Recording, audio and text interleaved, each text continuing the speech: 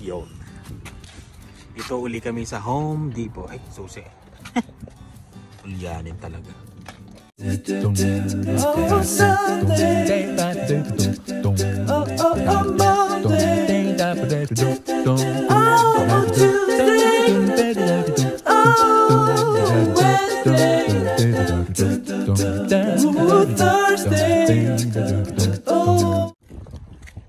Iniwanan na naman ako. Bilis maglakad eh. Mukhang nalugi mga garden ngayon ah. Kasi ano eh, nag-uulan nung bago mag summer, tapos ngayon lumalamig na, kaya nalugi. Ayan, lugi mga bulaklak tsaka mga halaman. Oh, pati mga ganito hindi masyado mabenta ngayon. Magsisale yan. Sale na? Magkano? 50? Kala ko sale. 6.99. Ganda eh, no? Kung may bubong yung ano natin, maganda. Wala namang bubong eh. Ayan na. Ayan, medyo maganda yan. 190. Wala na kasi, palaos na eh. Lumalamig na kasi kaagad. Ang dami kasi nagre-reklamo daw na ano, mainit. Yan. Saglit lang yung init. Biglang lumamig tuloy. Yun. 16 smoke alarm. Dating smoke. 1697. 1678. Dagdagan natin yung sa baba. Para ano, di ba? Okay tayo. Uy, wala ko 10 lang eh. Meron na akong nilagay na ano eh, pang smoke. Ano to? Oh, battery never needs changing. Reduce false alarm 30, dating 43.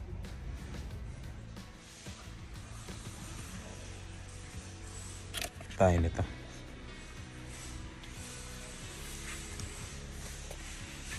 Tapos meron na rin ako nilagay dun sa malapit sa ano, sa gas. Yung parang carbon ba yung carbon monoxide ganun. Ayan. Sale ba to? Ayan.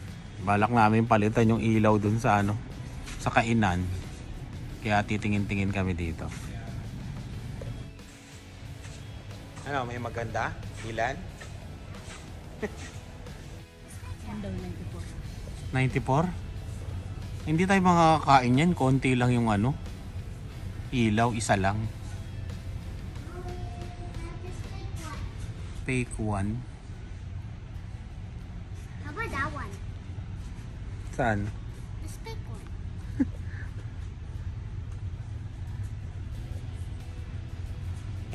Tingin-tingin lang kami. Baka meron mas mura, mas maganda sa ano, tsaka mas mura sa ano, sa Lowe's. Arona pala, Arona na. Arona Plus. Maganda yun din to, mami eh, no? Ang ganyan eh, no? Na-adjust naman yan. O, kailangan marami ring ilaw kasi kainan eh. Magkano siya? 269. Nasaan siya dito? Eh, eto. Hindi pa rin siya nagsisale, no?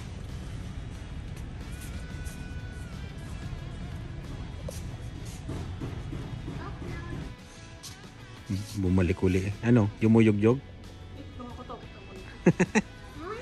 Wala kami napili dun sa ano, sa mga ilaw-ilaw dun. Baka pumunta kaming Rona. Ano, Dylan? Nala? Pangit? Nothing. Nothing daw. May nagpupukpok dun ah. Bayad na lang. Please scan your items. When you're finished, select the Pay Now button. Yun, no? Nakakatipid sila dito eh, no? Kasi wala nang cashier eh. Pay. Debit. Credit. Ayan, top.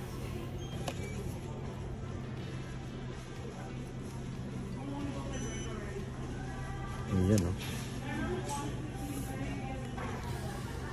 Would you like an e-receipt? Print only. Thank you for shopping at the Home Depot. Ayun. Nakatipid sila sa ano, sa trabahante. Yan. Usapang trabahante, trabado. Yan. Marami nang nahihirapang maghanap ng trabaho ngayon dito sa Canada. Kahit dito sa Saskatchewan. Yan. Iba 9 months. May alam ako 9 months. Yung iba 4 months wala pang trabaho. PR man o hindi PR. Yan. Talagang nagkakahirapan na. Yun. Swerte mo na lang kung talagang makahanap ka kagad. Kumbaga ano, buenas talaga. Ay, let's go. Dito na uli kami sa bahay pero hintayin namin yung dalawa. At habang hinihintay yung dalawa, magsasalang daw ng labahin si Lani. Ayan. Yun. Ano ba yung nasabi ko kanina yun? Kaya ako nabanggit din yung ano, tungkol sa trabaho kasi may nakakwentuhan din ako sa trabaho namin. Talagang kahit sobrang hirap nung trabaho dun sa amin kasi ano, babae, di ba? Tapos nagbubuhat ka. Ayan. Talagang hindi niya daw maalisan yung trabaho kasi walang mahanap na trabaho. Dito nahihirapan na. Kahit siguro kailangan sobrang lakas na ng connection mo. Tapos talagang ewan ko kung bakit gano'n na mahirap nang maghanap ng trabaho ngayon. Kaya yun. Kaya yung mga pupunta dito na mga landed PR, kailangan ano, gawin nyo na lahat dapat, yung mga dapat na diskarte. Yung networking, yan ang pinakamahalaga sa mga kakilala. Tapos yun, apply sa online. Pero may diskarte rin kasi sa online na may nabalitaan ako na yung iba daw na trabaho, yung mga company, kunyari lang din nagpo-post daw yon pero may na-hire na daw yon. Di ba pag ina-applyan nyo, akala nyo posting pa rin yon pero wala na pala yon. Yun lang ang nakapagsabi sa akin may mga nakapagsabi din sa akin na ganun. Ayun, tapos basta kaya kailangan apply lang ng apply para talagang malay mo talagang hiring talaga yon, di ba? Kaya yun. Tapos yun, network, tapos yun, kahit yung iba, ang dami nagpapahanap sa akin ng trabaho Ayun, kung may kakilala kasi, ang dami nagme-message sa akin, mga landed PR na. At yun, tinatanong ko rin din naman yung mga kakilala ko, wala talagang makita na trabaho din. Mga pa yun, mga matataas, mga manager, mga supervisor sa mga yung pinagtatrabahuan nila ngayon, pero wala daw silang hiring. Hindi ko alam kung bakit kasi dati, 'di ba, pag summer ganyan, malakas talaga. Pero ngayon naglalaylo na. Tapos ngayon, 'di ba, may crackdown hindi crackdown. Yung may naghihigpit na ngayon pati doon sa TFW, 'di ba? Sa student naghihigpit na rin. Kaya 'yun. Ewan ko ba kung bakit gano'n nangyayari ngayon. Matatawa ka na lang 'di ba? Parang mapapangiti ka na lang Kaya yung mga pupunta dito, paghandaan nyo po talaga. Lalo na yung mga nagme-message sa akin may mga nagme-message pa sa akin na magtutourist pa rin daw sila. Yun talagang napakasugal na yun. Kasi yung mga iba dito na mga open work permit na naghihintay ng papel, parang makakalas yun ayun, na naghihintay ng na magbibigay sa kanila ng LAMIA o PR, nahihirapan na rin po. Kaya yun, pag-isipan nyo po mabuti kung pupunta po kayo dito na kayo, tourist. Pag-isipan nyo po mabuti talaga. Ayan, talagang mahirapan po talaga kayo. Mahirap ngayon maghanap ng trabaho. Ako na po magsasabi sa inyo. Yung mga siguro nakahanap kaagad ng trabaho, pangilan-ngilan lang po talaga yon. Yung pagdating dito, isang linggo nakahanap, pangilan-ngilan, mga mangilan-ngilan, basta konti lang po yon. Kasi alam niyo yung naghahanap ng trabaho, pag napanood niyo sa sa Toronto rin, isa lang yata ang hiring, 2, tapos ang haba ng pila. Kaya yun, sa mga ano yun sa mga supermarket pa yun, yung talagang yung mga trabaho na yung dati na madali lang mag-apply. Ayan. Kaya pagka pupunta talaga kayo dito, pinapayo ko po talaga galingan niyo po talaga, lagyan niyo ng kasama niyo, dagdagan niyo ng maraming dasal. Ayan. Tapos kausapin niyo na yung mga kakilala niyo dito na baka meron sila. Ayan. Katulad sa akin, kinakausap nila ako na siyempre alam nila na marami rin tayong kakilala, pero ang dami ko na pong nakausap, talagang hindi rin po talaga hiring sa kanila. Kaya yun, hindi ko alam kung nasaan na yung mga trabaho ngayon. Kahit sa amin sa Loblo, ngayon, stop hiring. And pati yung pagbibigay ng PR nila, hindi na sila tumigil kasi yung hard to fill jobs yan na pathway sana for PR, yun yung sa amin eh.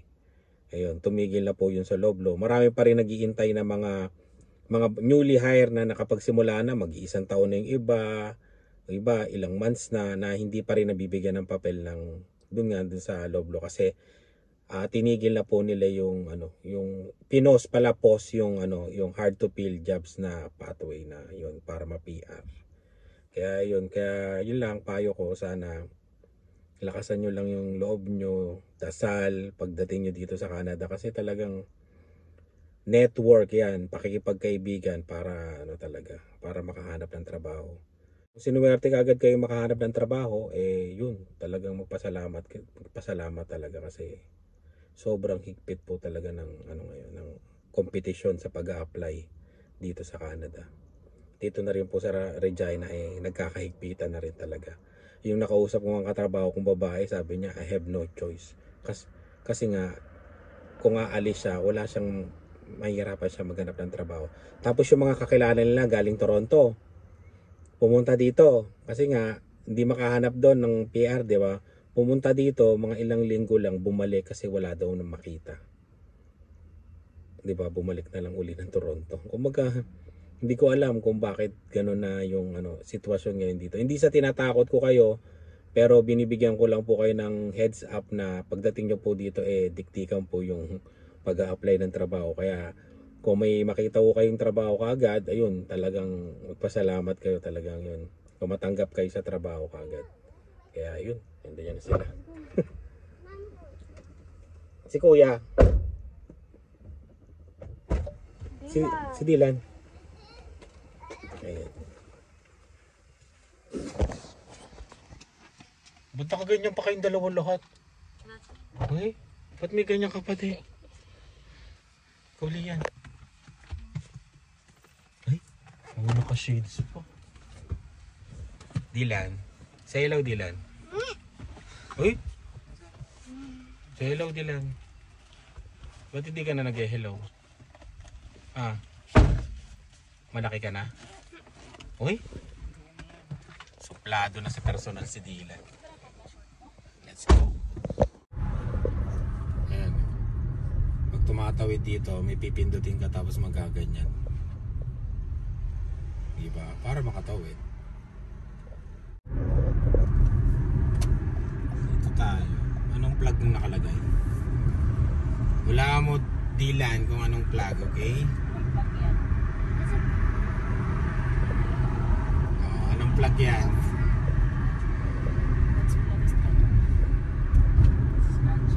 Ang galing ni Kuya, Saskatchewan That's Canada. Dalawang plug, di ba?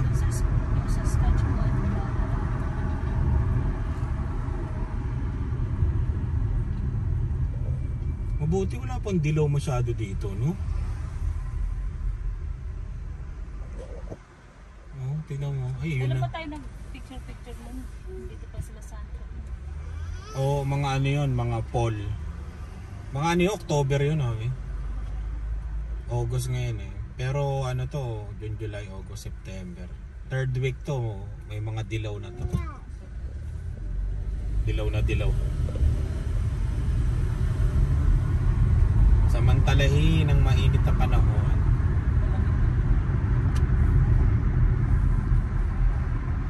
tayo dito bago tayo kumain ng Peking House.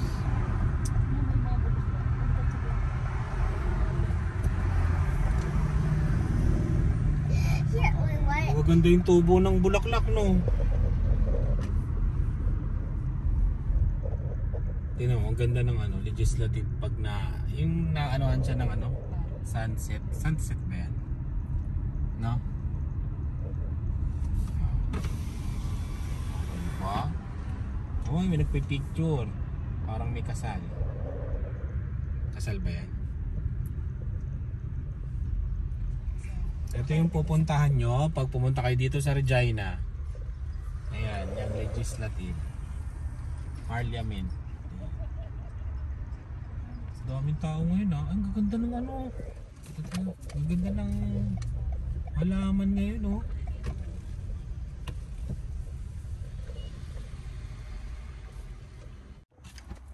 Ayan. Where's the donut?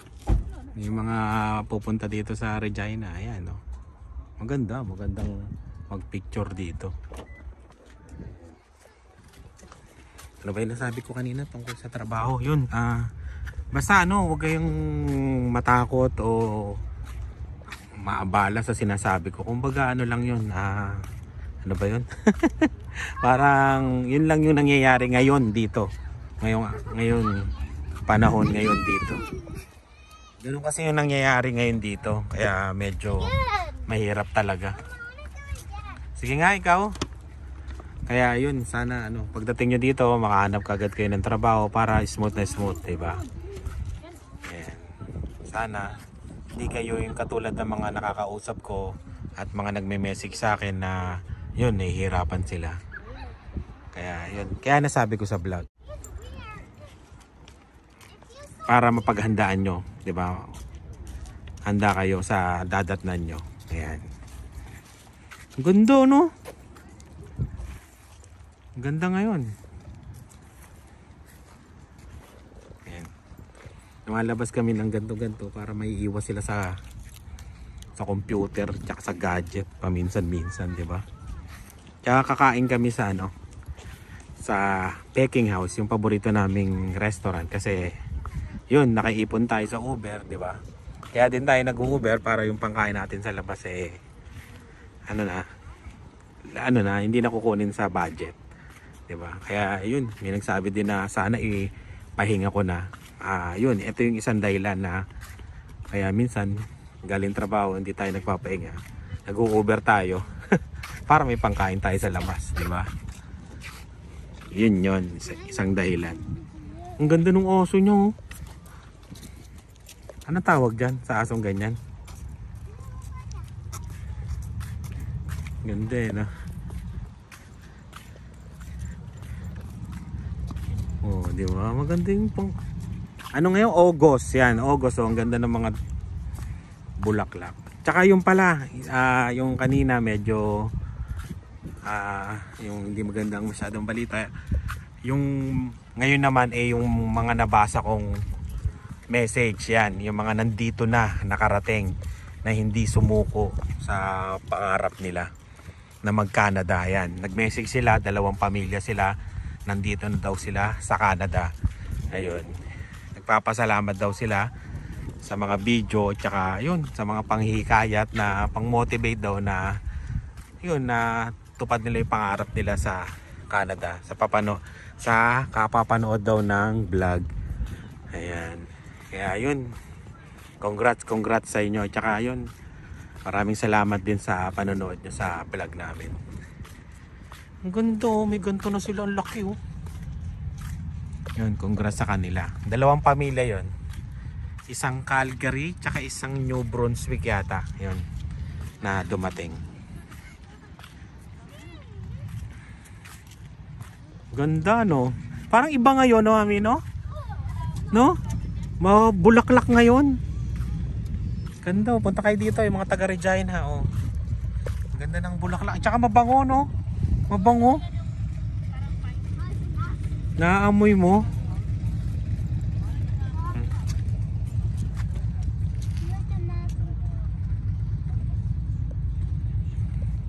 Nangangamoy ano? Bo? Papapicture din naman eh. Ay, malayo nito. Yung paalang niya daw niya, kuhanan mo. Yung paalang. Eh, lahat. Kala ko sasakyan namin nandun. Kamuka. Eh. Kuya, look, I'm almost. Wow. Model. Andito na po ang photographer.